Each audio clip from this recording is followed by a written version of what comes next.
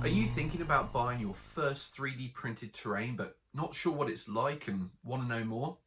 Well, you're in luck because today I've got my first 3D printed terrain that I've ever bought, and I thought I would show you firstly how it comes and then secondly what it looks like once it's all done up and on a base. So previously on the channel I've shown you some MDF terrain which I bought from JB Wargaming, who is on Facebook, and I'll drop a link to his page down in the description. But recently he's begun to do 3D printed terrain. And I thought, as it was going for a good price, I would purchase some. And I wasn't quite sure what to start with, but I thought, let's go for something small, fairly cheap, so I can understand what the quality is like and whether I want to buy more. So what did I buy? Well, I bought these little dragon's teeth. Now they are predominantly probably best for World War II, anti-tank defences, and these come in a pack of 20 of these big ones and 20 of these little ones. So I don't know why, but I crazily bought two, paid £13 in total, including postage and packaging. So I got essentially 40 of the big ones and 40 of the small ones, and thought I'd have a go at seeing what I could do with them. So without further ado, let's jump down to the workbench. I'll show you these closer up and I'll show you the finished product as well. Okay, so here is a sample of the different types that you get. You get these standard tool ones, which are intact. They're pretty much as they would have been built. You get some over here, which have just got a little bit chipped off the top. And then you get these ones here, which have clearly taken some damage, whether that's from artillery shells or tank shells, something like that.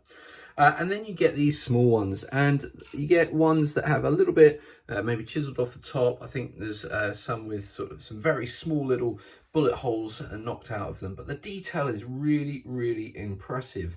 And considering you get 40 in a pack, and bear in mind I bought 2 packs and paid for the postage and paid £13 in total. These are a really nice cheap first buy for you to firstly experience 3D printed terrain, and also just something really easy to get on the table. And I'll show you the finished product in just a moment.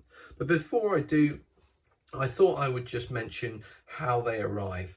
So as you see them now is essentially how they arrived.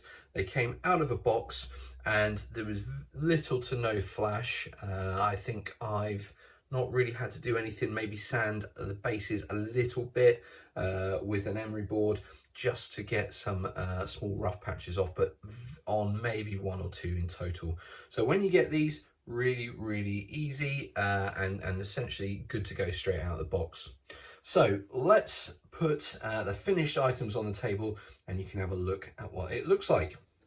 Okay, so here we have the finished items that I've managed to put together. These took me very little time. I've got these stuck on 80mm by 120mm 2mm bases, and these come from war bases, but I think you could probably pick them up anywhere. All I've done is stuck 4 of the little ones on and then interspersed between the sort of gaps of the little ones at the back. I've put the bigger ones and I put 3 on. And I've tried to mix them up, so I've got different conditioned ones at the back, so that when you line them next to each other, you can get sort of an idea. I can put the 2 damaged ones next to each other and it looks like maybe a shell has hit somewhere near there. So to do these, I've put them on the base. I've added some sharp sand to the base. I've then primed it with a Halford's grey primer, nice and cheap. And then what I've done is paint the bases in my usual method, and the dragon's teeth themselves I've painted with a Citadel Contrast Basilicanum grey. And once dry, I've then dry brushed the kind of edges with Citadel Dry Brush Terminatus Stone. And that's what it's come out with. Very little time at all to get this to this standard.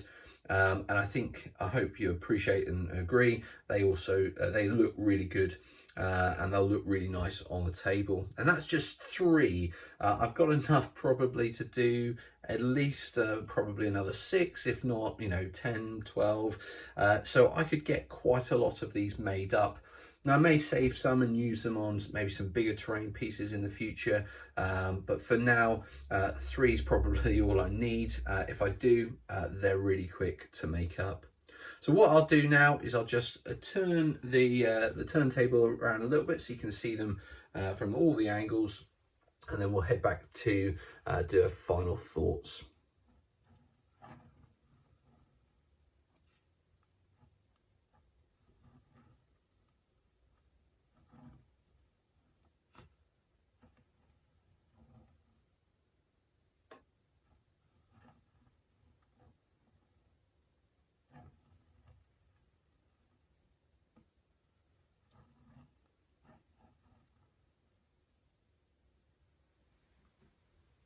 So that's my first 3D printed terrain, and I'm really pleased with how they've come out. These will look really nice on the table, and I'm really excited to get these into a game very soon.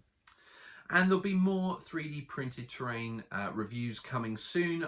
If you've seen my short this week, you'll note that I've got some more 3D printed terrain arrived, and I'll be ordering more as well in the future. And just to let you know, I do purchase these all myself, so this is not a paid content. I'm not being paid to advertise these. I genuinely am reviewing them with my own honest opinions. Now, if you're interested in more terrain videos and reviews, then do keep an eye out on the channel. If you haven't subscribed yet, hit that subscribe button. It does make all the world of difference to me and costs you absolutely nothing. I am currently working on my Helms Deep in 2mm project, and there will be a video out soon for that, so do keep your eyes on the channel. And until next time, take care, stay safe, and we'll see you soon.